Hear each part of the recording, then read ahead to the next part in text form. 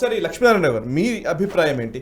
So మీ దగ్గరకు వచ్చే ముందు ఒక్కసారి నేను మధుకర్ దగ్గరికి వెళ్తాను. సార్ మధుకర్ గారు, యాక్చువల్లీ మీరు షేర్ మార్కెట్స్ చూస్తున్నారు కదా, బేసికల్లీ మీకు ఇవాళ నాకు తెలిసి ఏమో దాన్ని కరెక్ట్ చేయండి ఇఫ్ ఐఎమ్ రాంగ్, కానీ ఈ 10 ఏళ్లలో బడ్జెట్ రోజు షేర్ మార్కెట్స్ తగ్గిన దాఖలాలు ఉన్నాయా? నాకు ఎందుకో డౌటే, ఎందుకంటే ప్రతిసారి బడ్జెట్ రోజు ఖచ్చితంగా షేర్ మార్కెట్స్ ఊపందుకున్న సందర్భాలే ఎక్కువ. బట్ ఈసారి తగ్గినాయి అనడము దేనికి సంకేతం? నిర్మల మేడంది ఒక రికార్డు ఉంది. ఆమె బడ్జెట్ ఒక స్పీచ్ రోజు బ్యాంక్ నిఫ్టీ 3500 పాయింట్లు రైజ్ అయింది. So she made that record. Okay, కానీ ఇప్పుడు మనం మొన్న ఎలక్షన్ నుంచి చూస్తున్నాం సార్, ఏంటంటే ఒకడు 34 మార్కులే వస్తున్నాయి, వాడు పాస్ అవుతలేడు. అది నక్కి ఒక్కేది 36 వచ్చినాయి, వాళ్ళందరూ మెచ్చుకుంటా ఉన్నారు. ఒకడు ప్రతిసారి 95, 99 వస్తున్నాయి, వాడికి ఈసారి 75 వచ్చినాయి. వాడిని మీద అందరూ డిసప్పాయింట్ లో ఉన్నారు. సేమ్ బడ్జెట్ లో కూడా అదే జరిగింది. బ్రహ్మాండమైన బడ్జెట్ వండింది ఆమె, కానీ బంతిలో మేము లాస్ట్ కూర్చున్నాం. స్టాక్ మార్కెట్ ఇన్వెస్టర్లు, ట్యాక్స్ పేయర్లు లాస్ట్ కూర్చున్నాం. మా దగ్గరకు వచ్చేసరికి పాయసం అయిపోయింది. మాకేమీ లేదు, ఉల్టా ఏమైంది, పాయసం ఉండడానికి సరుకులు తెచ్చినా అక్కడ ఖాతా పెట్టినా మీరే కట్టేసేయండి అని చెప్తుంది.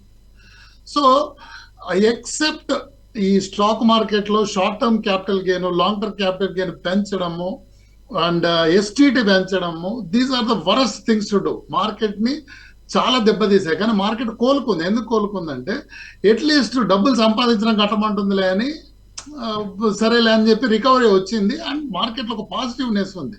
ముఖ్యంగా మ్యూచువల్ ఫండ్స్ లో డబ్బులు బాగా ఫ్లో అవుతాయి. నేను అదే అడుగుదాం అనుకుంటున్నాను. యాక్చువల్లీ ఇన్వెస్టర్స్ లేదా మదుపరులు ఎవరైతే ఉన్నారో స్టాక్స్ లో మేజర్ గా వాళ్ళ అంటే బేసికలీ ఇదంతా సెంటిమెంట్ ఆధారితమైనటువంటి మార్కెటే కదా, జనరల్ గా మనం యాక్సెప్ట్ చేస్తాం దాన్ని.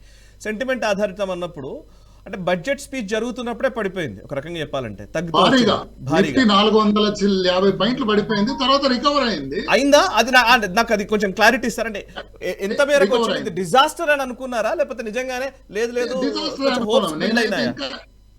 బిల్డ్ ఏం కాలేదు? బ్యాంక్స్ నిఫ్టీ అంత రికవర్ కాలేదు, బట్ నిఫ్టీ రికవర్ అయింది. నిఫ్టీ రికవర్ కావడానికి ఇప్పుడు ఈ ట్యాక్స్ పెంచడం ఓకే అన్నట్టు కాదు, ఒక పాజిటివ్నెస్ ఉంది. ఆల్ ఓవర్ వరల్డ్ లో అన్ని స్టాక్ మార్కెట్ లో ఉన్న పాజిటివ్నెస్, రెండు మన ఇండియన్ మార్కెట్ లో మ్యూచువల్ ఫండ్ ఫ్లో ఎక్కువ ఉంది కాబట్టి డౌన్ సైడ్ లో బయింగ్ వచ్చింది. మన డొమెస్టిక్ ఇన్వెస్టర్స్ ఎక్కువ కొనడం వల్ల, డిఐఎస్ కొనడం వల్ల వచ్చింది. బట్ నిరాశ కల్పించింది. ఇప్పుడు షార్ట్ టర్మ్ క్యాపిటల్ గెయిన్ చాలా మంది అనుకుంటారు స్టాక్ మార్కెట్ లోని డబ్బులు సంపాదిస్తున్నారు, 20% ఎందుకు కట్టరు మీరు?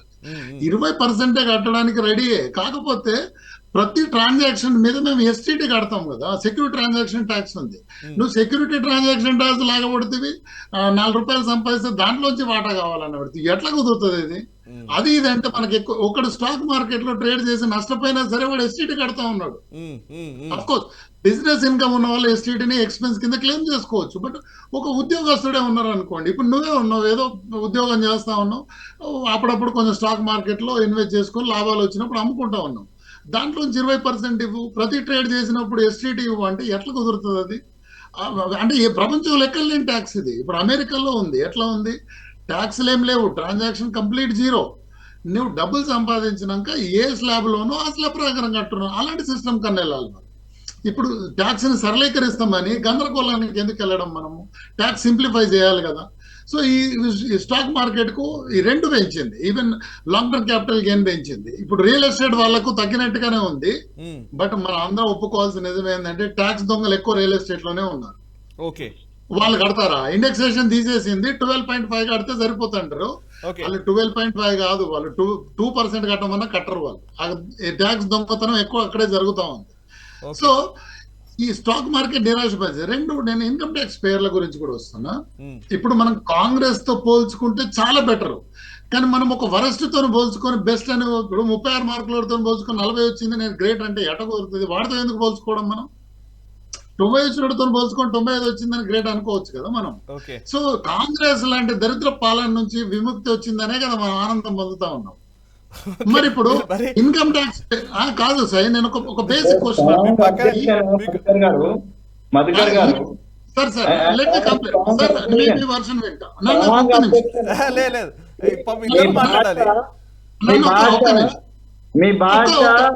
మీ భాష మీ భావన ఏందో నాకు తెలియదు, కానీ మీ భాష మాత్రము మీరు పెరిగిన ఆర్ఎస్ఎస్ లేకపోతే అదైతే నేను పెరిగిన ఆర్ఎస్ఎస్ ఒక్క నిమిషం సార్, ఒక్క నిమిషం, విల్ కమ్ టు దట్. నేనేమంటున్నా ఇలా ఈడబ్ల్యూఎస్ హద్దులు దాటి మాట్లాడుతుంది. ఈడబ్ల్యూఎస్ ఏదైతే వెంకటస్వామి గారు వెంకటస్వామి గారు ఒక నిమిషం ఆగండి. నేను ఇంటరప్ట్ అవుతున్నాను, ఒక నిమిషం ఆగండి. మధుకర్ గారు, సరే మీరు చెప్పాలనుకున్నది మీరు చెప్తూ ఉన్నారు. ఈవెన్ కత్తి వెంకటస్వామి గారు కూడా మాట్లాడతారు, ఆయన కాంగ్రెస్ కాబట్టి. సో ప్లీజ్ కొంచెం మీరు లెట్స్ మెయింటైన్ అది. సారీ సార్, అది ఫ్లోలో వచ్చింది. నాకు అర్థమైంది, మీరు కంటిన్యూ చేయండి.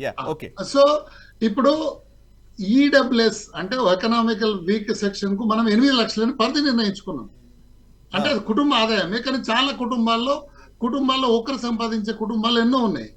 ఇప్పుడు 7 లక్షలు స్టాండర్డ్ డిడక్షన్ తీస్తే 7.75 దాటితే ట్యాక్స్ కట్టమంటారు. అంటే గరీబ్ గారి దగ్గర కూడా ట్యాక్స్ వసూలు చేస్తున్నాం. ఎందుకు అలా? ఒక 12 లక్షలు 15 లక్షలు అంటే ఒక బూస్టర్ షాట్ ఎందుకు ఇవ్వకూడదు అని అంట. నేను ట్యాక్స్ రిఫార్మ్స్ తెస్తున్నారు, స్లోగా తెస్తున్నారు, కరెక్టే. బట్ ఒక బూస్టర్ షాట్ ఎందుకు ఇవ్వడానికి ఉన్న అభ్యంతరం ఏంటి? జిఎస్టీ కలెక్షన్ పెరిగింది, వేరే ఆదాయాలు పెరిగినాయి, మళ్ళీ ట్యాక్స్ బ్రాకెట్ ని కూడా పెంచాలి. ఇప్పుడు మనమే చెప్తా ఉన్నాం, లెక్కలేంది ఫ్రాన్స్ లో అమెరికాలో more than 50% పీపుల్ ట్యాక్స్ కడుతున్నారు, ఇక్కడ 2% కూడా కట్టట్లేదు. అంటే దొంగలు ఉన్నారని మనం ఒప్పుకుంటూనే ఎవడైతే ట్యాక్స్ కడుతున్నాడో వాడిని పిండే ప్రయత్నం చేస్తే మధ్య తరగతి వాడిలో అసహనం పెరుగుతుంది. మీరు నేను చెప్పే అవసరం లేదు, మీరు కూడా మాట్లాడి చూడండి. మధ్య తరగతిలో నిజంగా బీజేపీ మీద అసంతృప్తి పెరుగుతూ ఉన్నది. అఫ్ కోర్స్ జాతీయవాదం ఉంది, కొంచెం టెర్రరిజాన్ని కంట్రోల్ చేస్తున్నారు, ఇలాంటివి ఉన్నా సరే ఒక అసంతృప్తి పెరుగుతుంది. ఎందుకు? ట్యాక్స్ టెర్రరిజం పెరిగిపోతా ఉందని. సో దీన్ని డెఫినెట్ గా అడ్రస్ చేయాల్సిన అవసరం ఉంది. ఇక ఎంప్లాయ్మెంట్ జనరేషన్ అంటారు, అవన్నీ సూపర్ గా ఉన్నాయి, బడ్జెట్ లో లేవనట్లే. నేను ఓవరాల్ బడ్జెట్ సూపర్, ఈ 2 విషయాలు తప్ప మిగతా అని బాగుంది. చాలా బాగా చెప్పారు. అంటే బేసికలీ మీరు చెప్పింది 2 పాయింట్స్ చెప్పారు. ఒకటి, నెంబర్ 1, ఏదైతే హోప్స్ ఉన్నాయో ఆ హోప్స్ కి అనుగుణంగా జరగట్లేదు. 2, మిడిల్ క్లాస్ కి సంబంధించి మీరు అడ్రస్ చేయాల్సిన కొన్ని సెగ్మెంట్స్ ని అసలు మొత్తానికి ఇగ్నోర్ చేస్తున్నారు, పట్టించుకోవట్లేదు అనే భావన మిడిల్ క్లాస్ లో వచ్చింది అనేది ఒక అభిప్రాయం. Right, wonderful. ఇప్పుడు పెద్ద మనుషులు కొందరు చెప్పినట్టుగా న్యాయం జరిగినట్టే కాదు, న్యాయం జరిగినట్టు కనబడాలి కూడా, అనిపించాలి, మనకు అనిపించాలి. అట్లాగే మిడిల్ క్లాస్ లో కొన్ని అభిప్రాయాలు ఉంటాయి. ఫర్ ఎగ్జాంపుల్, ఇప్పుడు రోడ్ మీద పోతుంటే ప్రతి వాళ్ళు టోల్ ట్యాక్స్ ఎక్కువ ఉంది అంటారు, కానీ వాస్తవం ఆలోచిస్తే టోల్ ట్యాక్స్ తక్కువ ఉంది, మనకు పెట్రోల్ రేట్ ఎక్కువ ఉంది. ఓకే, జనాలకు అది అర్థం కాదు. అలాగే ఇప్పుడు ఒక మధ్యతరగతి వాడు 5,000 10,000 కట్టొచ్చు ట్యాక్స్, కానీ వాడు ఎలా ఫీల్ అవుతున్నాడంటే గవర్నమెంట్ దోచుకుంటుంది అన్నట్టు ఫీల్ అవుతున్నాడు. కరెక్ట్. ఇలా ప్రతి ఇంట్లో ఆల్మోస్ట్ ఊళ్ళలో వెళ్తే ఊరికి 10 మంది సాఫ్ట్వేర్ ఇంజనీర్లు ఉన్నారు, వాళ్ళంతా 30% బ్రాకెట్ లో ఉన్నారు. ఓకే, అరే 3 నెలల ఇన్కమ్ గవర్నమెంట్ దోచేస్తుంది అని అనుకుంటున్నారు. ఓకే, మంచి పాయింట్ చెప్పారు. డెఫినెట్లీ ఇప్పుడు నిజానికి ఈ టర్మ్ లో ఈ బడ్జెట్ కి సంబంధించి అయితే డెఫినెట్ గా పొలిటికల్ డిస్కషన్ లోకి పోతాను నేను. బట్ బీజేపీ అధికార ప్రతినిధి ఉన్నారు అండ్ అటు కాంగ్రెస్ నాయకులు ఉన్నారు. వాళ్ళకు వచ్చే ముందు ఒకసారి నేను ఫస్ట్, ఎందుకంటే ఓన్లీ విశ్లేషణాత్మకమైనటువంటి అసలు బేసికల్లీ ఈ బడ్జెట్ ఎట్లా అర్థం చేసుకోవాలనేది ఒక చిన్న సినాప్సిస్ ఇచ్చిన తర్వాత మనం పొలిటికల్ అంశాల్లోకి వెళితే బెటర్ అని ఆగాను. ఈ వీడియో మీకు నచ్చినట్టయితే లైక్ చేయండి, 10 మందికి షేర్ చేయండి, అలాగే కామెంట్ల రూపంలో మీ అభిప్రాయాలను మాతో పంచుకోండి. Nationalist hub group of channels ను సబ్స్క్రైబ్ చేసుకుని తెలుగునాట జాతీయవాద జర్నలిజాన్ని ప్రోత్సహించండి. ఈ వీడియో కింద ఉన్న బెల్ ఐకాన్ పై క్లిక్ చేయడం మర్చిపోవద్దు.